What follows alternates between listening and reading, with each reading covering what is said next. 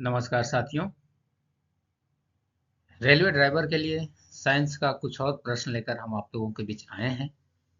आइए शुरू करते हैं। यह प्रश्न संख्या 15 है। इससे पहले वाले प्रश्न पहले वाले वीडियोज में अवेलेबल हैं, आप उन्हें भी देख सकते हैं।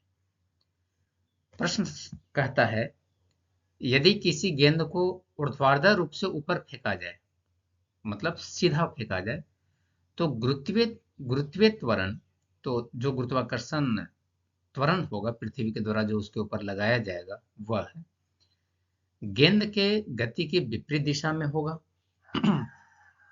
गेंद के गति की दिशा में होगा। जैसे जैसे गेंद नीचे आएगा त्वरण में वृद्धि होगा या उच्चतम बिंदु पर शून्य हो जाएगा। अगर आप किसी गेंद को ऊपर की ओर फेंकेंगे तब धरती उसको नीचे की ओर खींचेगी गुरुत्वीय त्वरण की मदद से। इसलिए उसके ऊपर लगने वाला जो गुरुत्वीय त्वरण होगा वह गेंद के गति के विपरीत दिशा में लगेगा। गेंद ऊपर की ओर जाएगा और धरती उसको नीचे की ओर खींचेगी। तो ऑप्शन नंबर ए हमारा सही जवाब है इसका। बढ़ते हैं अगले प्रश्न में। जड़त्व आघूर्ण का मात्रक क्या है? जड़त्व आघूर्ण का मात्रक क्या है? किलोग्राम मीटर, किलोग्राम प्रति मीटर, या किलोग्राम मीटर स्क्वायर, या किलोग्राम प्रति मीटर स्क्वायर? जड़त्व आघूर्ण का मात्रक है किलोग्राम मीटर स्क्वायर। बढ़ते हैं अगले प्रश्न की तरफ। एक घूर्णी फ्लाई व्हील का आरपीएम किसके द्वारा नापा जा सकता है? आरपीएम का मतलब वो रोटेशन पर मिनट। एक चक्का है, अगर वो घूम रहा है तो उसका आरपीएम मापने वाला जो मापी है, मशीन है, हम लोग उसको क्या कहेंगे? बैरोमीटर, हाइग्रोमीटर, एनोमीटर, या स्ट्रोबोस्कोप? हम लोग किसी भी व्हील का आरपीएम स्ट्रोबोस्कोप की मदद से नापते हैं। बढ़ते हैं अगले प्रश्न में। किसी वस्तु का संवेग, मोमेंटम,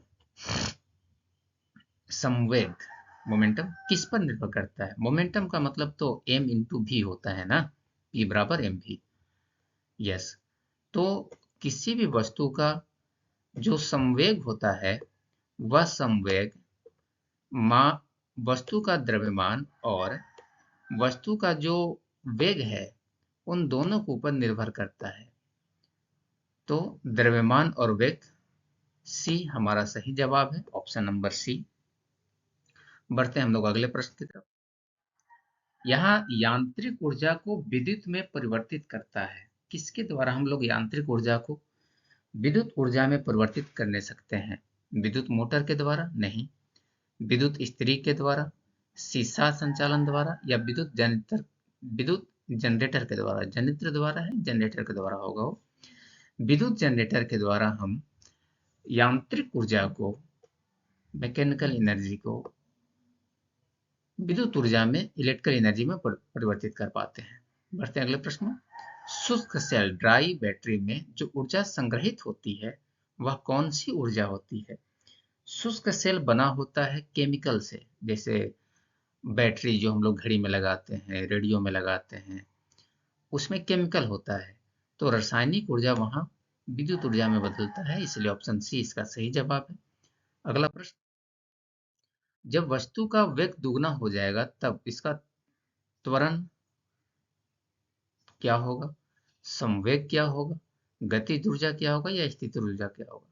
देखिए, वस्तु का वेग दुगना होगा तो अभी इससे पहले वाले प्रश्न में हम लोगों ने देखा था कि संवेग का फॉर्मूला होता है m इंटू भी। तो अगर वस्तु का वेग दुगना हो गया, भी दुगना हो गया, तो उसका संवेग भी दुगना हो जाएगा। ऑप्शन नंबर बी इसका सही जवाब है। अगला प्रश्न। 1 किलोग्राम राशि का वजन कितना है? 1 किलोग्राम वजन निकालने के लिए हम लोग 9.8 से गुना करते हैं। तो अगर 1 गुने 9.8 करेंगे तो 9.8 न्यूटन हमारा वजन आ जाएगा। अगला प्रश्न। 1 जूल, जी बहुत इंपॉर्टेंट प्रश्न। 1 जूल किसके बराबर है? एक्चुअली जूल को जब हम लोग सीजीएस सिस्टम में सेंटीग्राम, सेंटीमीटर, ग्राम और सेकंड में बदलते हैं तब वह 1 जूल 10 के पावर 7 अर्ग में बदल जाता है। अर्ग जूल अर्ग उष्मा का सीजीएस यूनिट होता है, इकाई होता है। 1 जूल में 10 के पावर 7 अर्ग होता है। अगला प्रश्न है, निम्नलिखित में से किसमें नॉट का उपयोग किया जाता है? नॉट एक मात्रक है जो गति को मापता है। हम लोगों ने सीखा था कि वायुयान या एरोप्लेन का जो मात्रक होता है वो नॉट में गति होता है, उसको नॉट में मापते हैं। तो इसमें गति को मेजर करने में हम लोग नॉट का इस्तेमाल करते हैं। अगला प्रश्न, बादलों की दिशा एवं गति को मापने वाला यंत्र क्या कहलाता है? बादलों की दिशा एवं गति को नापने वाला यंत्र एनीमोमीटर, रेन गेज, हाइग्रोमीटर या नेफोस्कोप। रेन गेज बारिश को मापता है। नेफोस्कोप बादलों की दिशा एवं गति को मापने वाला यंत्र कहलाता है। अगला प्रश्न, अल्टीमीटर। अल्टीमीटर से हम लोग क्या नापते हैं?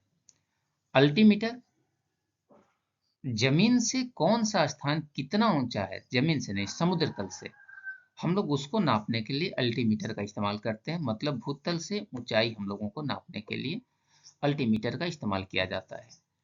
अगला प्रश्न, एक लिफ्ट में किसी व्यक्ति का प्रत्यक्ष भार वास्तविक भार से कम होता है। मतलब जो वास्तविक भार है, मान लेते हैं आपका वजन 30 किलोग्राम है और आप महसूस कर रहे हैं कि हम हल्का महसूस कर रहे हैं कि 20 किलोग्राम का या 25 किलोग्राम का है, जबकि वास्तविक वजन आपका 30 किलोग्राम था। तब लिफ्ट क्या लिफ्ट जा रही है, कैसे जा रही है, हमें इसके बारे में बताना है। त्वरण के साथ ऊपर, अगर त्वरण के साथ ऊपर जाएगी तो आपको भारी महसूस होगा। त्वरण के साथ नीचे, यस, ऑप्शन नंबर बी हमारा सही जवाब है। अगर वो त्वरण के साथ नीचे जाएगी तब आपको महसूस होगा कि आप भारहीन महसूस कर रहे हैं या आपके भार में कमी महसूस हो रहा है। धन्यवाद। वीडियो अगर पसंद आया हो तो इसे लाइक करें, चैनल पर नए हैं तो सब्सक्राइब करें, इसे अपने दोस्तों के साथ शेयर भी करें ताकि वे भी इन क्वेश्चन से लाभ उठा सकें। मिलते हैं अगले वीडियो में। धन्यवाद।